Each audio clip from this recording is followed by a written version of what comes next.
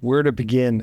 Where to begin? Todd Howard has a story about coming to visit our set, and he talks about you get to the outside and there's a bunch of trucks, and there's just layers and layers of a huge company of people, and you get to the very center of it, and it's a camera focused on a face. What is the most vivid memory about Heath that has stayed over the years? I was so fascinated to imagine what Heath would do with it. You put a lot of thought and effort as a screenwriter into what these things are going to be. Two of Heath's best lines for that movie are "yeah" and "hi." Jonathan, welcome to Variety India. I want to first thank you for the creatures that you've introduced to us in the Fallout universe. I'm absolutely amazed by Is thank you the right phrase for it? They're quite appalling in many ways. Yeah, but I love creatures. I think they are such an interesting part of the cinematic universe. Thanks. Which brings me to my first question. What was your first encounter with a creature growing up? Do you remember the first time you saw one? With a cinematic creature? Yeah.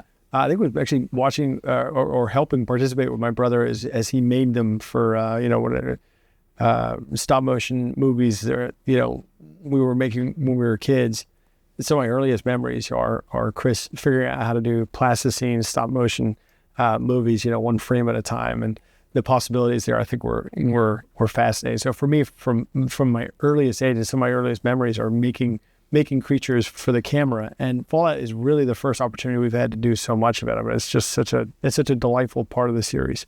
Is there any one creature in particular in the Fallout universe that was tricky to make in terms of you spend more time on? Oh, the Deathclaw was enormously challenging. I mean, we've had so much fun trying to make as many of these things. I think part of the premise from the beginning with why would you adapt these beloved games, right?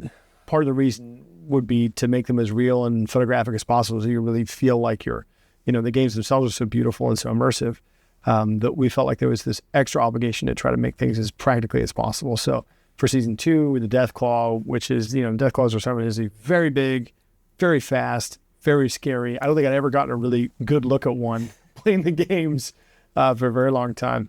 But working with Legacy, who built the power for us, and incredible artists over there to build as much of it practically as possible. And then the incredible artists at ILM to essentially fill in the blanks, right? We started from knowing that we couldn't build the entire creature practically, but we could build, an awful lot of it. And so this collaboration between Legacy and ILM and bringing that to life was great fun. Right. Okay. Metaphorically speaking, Fallout sort of rewrites civilization. If we had to rebuild Hollywood from scratch, what's the one thing you would outlaw? Whoa. Where to begin? Notes, maybe. No, I don't know. I think, I've never appreciated Hollywood as much as I have in the last few years. Why do you say so? There's an awful lot of, I think, as with all these institutions, whether it's Bollywood or Hollywood or Silicon Valley or these sorts of places, there's kind of an expertise that comes into place when you have a place that people come to, right, to work on something. Even if the business is global or international, that, and I think we spent a lot of time earlier this year working on a campaign to make sure that production in California doesn't disappear. I think the course of my career, Memento 25 plus years ago, we had been shooting consistently in California and were surprised to realize that actually a lot of production had kind of left California. There's something so wonderful about having a community of people who are all obsessed with the same thing you are, all living in the same place. And I think one of the most exciting things for me on our set every day is to see just how many talented and how brilliant our crew members are when they're approaching a problem, whether it's building the Deathclaw or building the vault or these, these larger than life sets, watching all these people. I think it's just a very special thing. Music plays such an important part. I realized watching it right from the opening frame till the very end. Yeah. There is that melody that stays with you, right? Mm-hmm. And it's such an old school vibe, in the day of auto-tune and literally playlists just being thrown at you. Yes. This sort of took me back to that vibe. Yeah. What's the current track that you're sort of vibing to? What's on your playlist right now? What's on my playlist right now?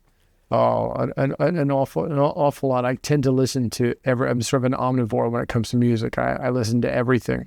But I think right now it's funny. We were talking about this. Spotify does like an age, like your musical age. We were comparing at breakfast this morning. I think we're all in our 80s because of the music. I'm sorry, not the 80s, the era, but we're all octogenarians according to Spotify. I think it's entirely because of the Fallout playlist. It was the ink spots. But one of the things I love about the music is it's kind of evergreen. You have this incredibly optimistic and warm music that comes from the height of the Cold War, which I think for Fallout is so distinctive. It's used ironically within the games and somewhat ironically within the show, but it's so beautifully produced The sound is so clean and clear, and it speaks so fluently to this kind of moment in history where you had this optimism about the way things could work out. That, I'll leave it up to all of us to decide whether or not that came true or not. Yeah, that's what we'll have to find out. Steven Spielberg are right now discussing and talking about their views on AI and the use of it. There's obviously many parts to it. There's open AI, and it's too technical, right? But what are your just open thoughts on the fact that AI is being used, can be used? Would you use AI? I think the tools are potentially very exciting. We have always started from the position of build things as practically as possible, right? So, we have the most talented VisFX team in the business, but the principal pleasure of filmmaking for me since I was a kid was the very tactile, very real thing of sitting with a large group of talented human beings and making fantasy into reality. So for me, I kind of look at this idea of the sort of the single filmmaker, the one person movie. I think it's going to be amazing in terms of emerging talent and what people can show they can do. But I hope and I expect that what we get to do at work, which is go to a set with hundreds of very talented human beings using every tool. And one of the things I'm so grateful to Amazon for on this series is that they've, we shoot with all the latest and greatest technologies, but also we shoot on film. We use the best of what's available, and Amazon has been pretty supportive of that. But I hope that years from now, and I expect that a film set will still largely look as it has done for 100 years, right? Which is to say, a large number of very talented human beings all working together to make. Todd Howard has a story about coming to visit our set, and he talks about you get to the outside and there's a bunch of trucks, and then you get, and there's just layers and layers of this, huge company of people, and you get to the very center of it, and it's a camera focused on a face, right? And there's so much effort that goes in behind the scenes to making all of those things work. It's one of the beautiful things about filmmaking is the collaborative nature of it, and I hope that never goes away. Wow. Every year around the Oscars, there is that clip of Heath Ledger winning the trophy and just that silence in the room, and it just gives me goosebumps every time I watch it. But for you, what is the most vivid memory about Heath that has stayed over the years? Oh, I just think, and that character, that specific execution of that character it was in my head for so long as a script. And I was kind of left alone with it. Chris was working on the Prestige. So we had this script, and I didn't quite know where to begin. I mean, the character prior to that had been so iconically portrayed by Jack Nicholson that it felt like this almost insurmountable. It's crazy looking back at it. I was so fascinated to imagine what Heath would do with it.